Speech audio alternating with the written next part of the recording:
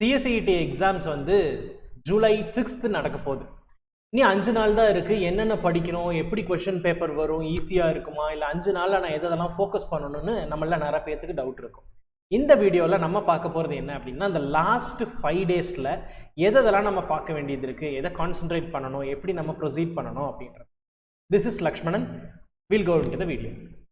Right, first நம்ம focus பண்ண வேண்டியது என்னவா இருக்கும் அப்படின்னா, புல்லட்டின் ஒன்று இருக்குங்க. உங்கள் ஸ்க்ரீனில் தெரியறது அதுதான். இந்த CSET புல்லட்டின் ஆர் CSET கம்யூனிக் அப்படின்றது வந்து CSET வந்ததுலேருந்து institute is giving the thing. Month on month வந்துட்டே இருக்குது. இப்போ பார்த்தீங்க அப்படின்னா நம்ம May 2024 வரைக்கும் அப்டேட் ஆகிருக்குது இந்த இடத்துல. அடுத்தடுத்து வரும். பட் எக்ஸாம் பொறுத்த மட்டும் இல்லை, இந்த ஜூலை எக்ஸாம் பொறுத்த வரைக்கும் நீங்கள் லாஸ்ட் ஒரு 6 monthsக்கு தரவாக இருக்கணும்.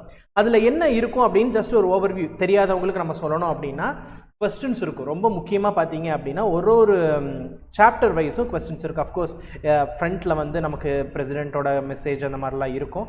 அதுக்கப்புறம் ஏதாவது சின்ன சின்ன டாபிக் வச்சு சின்ன ஒரு டிஸ்கிரிப்ஷன் கொடுத்துருப்பாங்க. அதையும் கண்டிப்பாக படிச்சுக்கோங்க. உங்களுடைய சப்ஜெக்ட் ரிலேட்டடாக தான் இருக்கும். ஃபார் எக்ஸாம்பிள் இப்போ இந்த இன்ட்ராநெட், எக்ஸ்ட்ராநெட், இன்ட்ராநெட் அதோடைய டிஃப்ரென்ஸ் மாதிரி இந்த மே இஷ்யூவில் கொடுத்துருக்காங்க. அதுக்கடுத்து பார்த்தீங்கன்னா கமாடிட்டி மார்க்கெட் பற்றி ஒரு சின்ன விஷயம் கொடுத்துருக்காங்க. இதெல்லாமே நீங்கள் படிப்பீங்க ஃப்யூச்சர்லேயும். பட் இதுவும் இப்போது நம்மளுக்கு கொஞ்சம் இம்பார்ட்டன்ட். ஏன்னா நம்மளோட புக்கில் கொடுத்துருக்கனால, ஏன்னா கரண்ட் அஃபேர்ஸ் ரிலேட்டடாக எனிதிங் மைட் கம். அடுத்து பார்த்தீங்க அப்படின்னா ஸ்கில் இந்தியா மிஷன் பொறுத்து ஒன்று வந்திருக்கும். இதெல்லாமே இம்பார்ட்டண்ட்டு. அதுக்கடுத்து கரண்ட் அஃபேர்ஸ்னே ஸ்பெசிஃபிக்காக கொடுத்துருக்காங்க. இதிலிருந்து டைரெக்டாக நம்மளுக்கு கொஷின்ஸ் வரக்கான சான்சஸ் நிறையா இருக்குது. ஸோ அதையும் நல்லா நம்ம பார்த்துக்கணும். டுவர்ட்ஸ் த எண்டு பார்த்தீங்க அப்படின்னா நமக்கு சாம்பிள் கொஸ்டின்ஸ் ஸ்டார்ட் ஆகும். இந்த சாம்பிள் கொஸ்டின்ஸ் தான் ரொம்ப முக்கியமான ஒன்று. ஏன் அப்படின்னா ஒரு டாபிக், ஃபார் எக்ஸாம்பிள் பேப்பர் 1 நம்மளுக்கு பிஸ்னஸ் கம்யூனிகேஷனாக இருக்குது. அதிலிருந்து பார்த்தீங்கன்னா ஒரு 5 கொஸ்டின்ஸ், லீகல் ஆப்டிடியூட் அண்ட் ரீசனிங்கில் ஒரு 5 கொஸ்டின், எக்கனாமிக்ஸ் அண்ட் பிஸ்னஸ் என்வாயன்மெண்ட்டில் ஒரு 5 ப்ராக்டிஸ் கொஸ்டின்ஸ், கரண்ட் அஃபேர்ஸில் ஒரு 5 கொஸ்டின்ஸ். இந்த மாதிரி எல்லாத்துலேயுமே வந்து நமக்கு ஒரு கொஸ்டின்ஸ் கொடுத்துருப்பாங்க. அது நீங்கள் நல்லா பார்த்துக்க வேண்டியது இருக்கும். ஏன்னா எக்ஸாம் பேஸில் பார்த்தீங்கன்னா இதிலிருந்து சில கொஸ்டின்ஸ் நமக்கு வரக்கான சான்சஸ் நிறையா இருக்குங்கிறத இட்ஸ் வெரி இம்பார்ட்டன்ட். நீங்கள் இதையும் நல்லா பார்த்துக்கோங்க. இது ஒரு விஷயம்.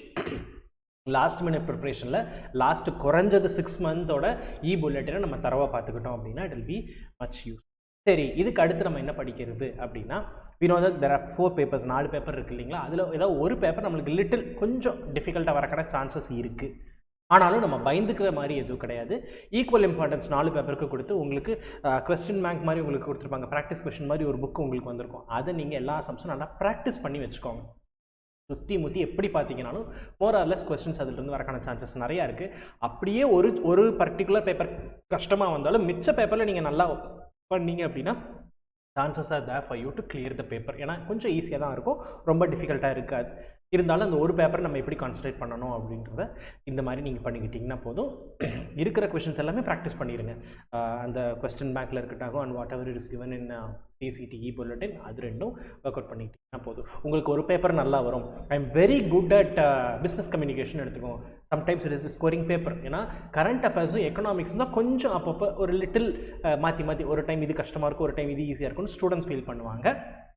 Business communication and the logical reasoning, quantitative aptitude இதெல்லாம் வந்து கொஞ்சம் ஈஸியாக இருக்கும். ப்ராக்டிஸ் நிறையா பண்ணிக்கணும். ஏன்னா நமக்கு அங்கே பேப்பர் யூஸ் பண்ண முடியாது. டேரெக்டாக அந்த கொஷினை பார்த்தே நம்ம வந்து ஆன்சர் கண்டுபிடிக்கிற மாதிரி தான் இருந்தாலும் you have to know a lot. நிறைய நம்ம பண்ணணும்.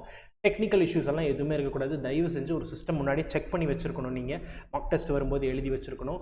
அது மாதிரி அதே சிஸ்டம் தான் யூஸ் பண்ணிங்கன்னா கொஞ்சம் ஹெல்ப்ஃபுல்லாக இருக்குது எக்ஸாம். ஏன்னா லாஸ்ட் மினிட்ல நான் சவுண்ட் ஆயிடுச்சு அதனால எக்ஸாம் கேன்சல் ஆயிடுச்சுன்ற மாதிரி எந்த ஒரு இதுவும் வரக்கூடாது. ரொம்ப பயந்துக்க வேண்டாம்.